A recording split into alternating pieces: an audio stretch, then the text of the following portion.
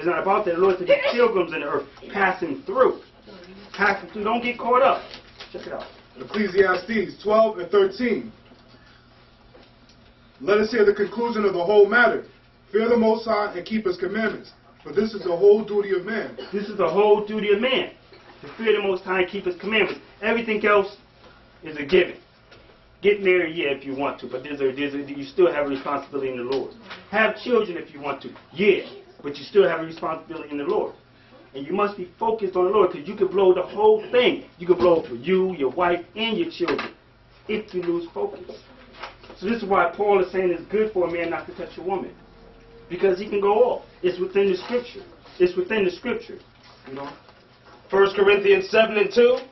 Nevertheless, to avoid fornication, let every man have their own wife. Let every woman have their own husband. Right, we cover that also. To avoid fornication. To avoid fornication, marry. Have you a woman. Woman, have you a husband. So you can avoid fornication. We cover several different aspects of fornication. It's not just the fornication that everybody's familiar with, sleeping around with an unmarried person. Just an insincere sexual act. There's several different types of fornication. There's adultery. There's unlawful lewdness. When you're sleeping with animals. There's incest. There's several different scenarios. And we covered them in the last session. So if you missed it, check us out, call. We could probably get you a DVD or something so you could keep it, keep in touch. Keep abreast. See? There go the eloquent speaker there. Abreast. Abreast. Abreast. Abreast. Abreast. There go the eloquent speaker. There go the eloquent speaker there. That's not me. So I would be Moses, this would be Aaron. Okay? Right.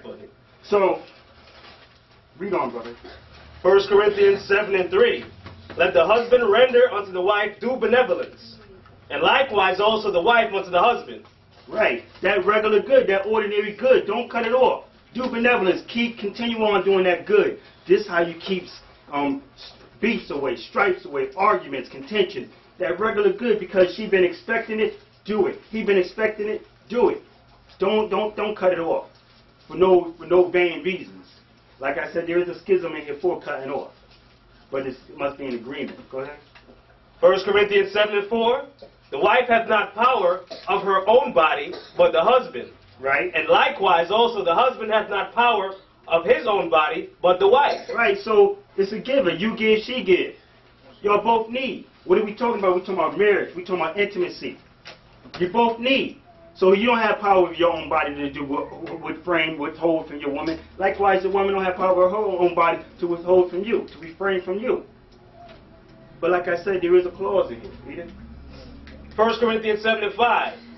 Defraud you not one the other, except it be with consent for a time, that ye may give yourselves to fasting and prayer, and come together again, that Satan tempt you not for your incontinency. Right, so Satan don't tempt you. So Satan don't get at you. So now here go a reason to defraud. Here go a reason for reframing. When you and your woman agree that there are certain situations going on in your relationship, in your marriage, within the confines of your marriage, that y'all need to refrain from your sexual appetite. Y'all to agree, in the Lord, agree that we're going to restrain, brother. We're going to restrain, sister. We're going to give ourselves to prayer and fasting. But then, in the midst of that, as I brought up before, there's work to be done while you're doing that. You can't just say, I'm going to refrain and just go off into the world. You have to stay here. You have to stay here. I brought that out in Titus.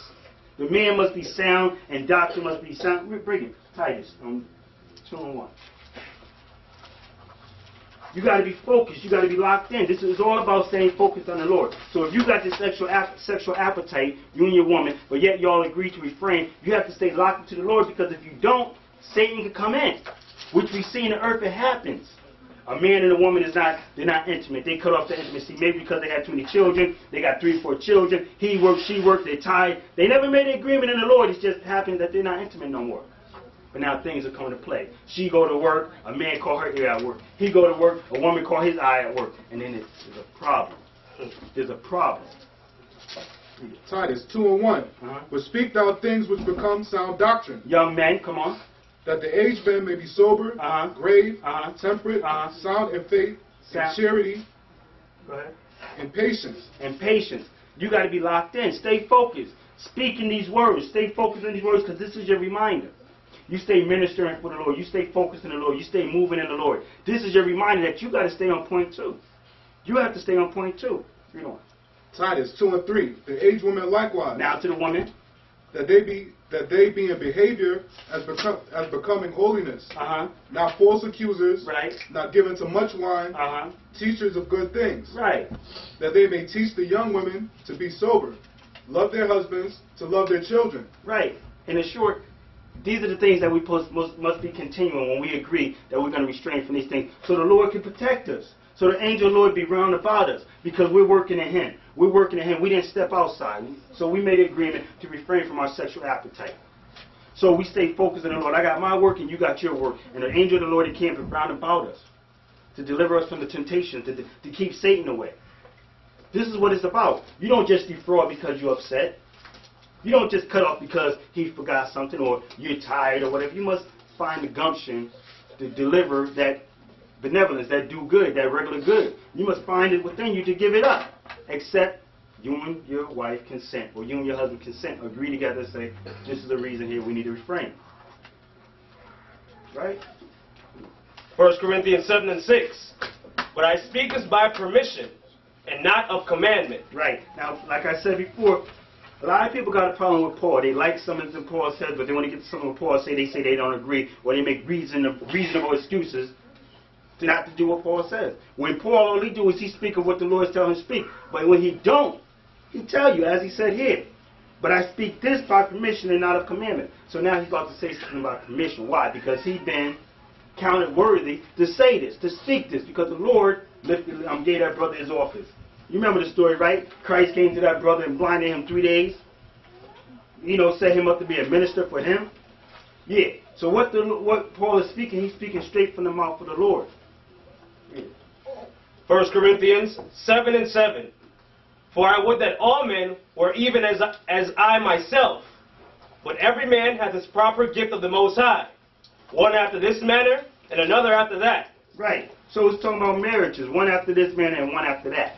He would that all men was as himself. Didn't take the woman, didn't have the children, just focused on the Lord. Paul went through a whole lot of grooves, man.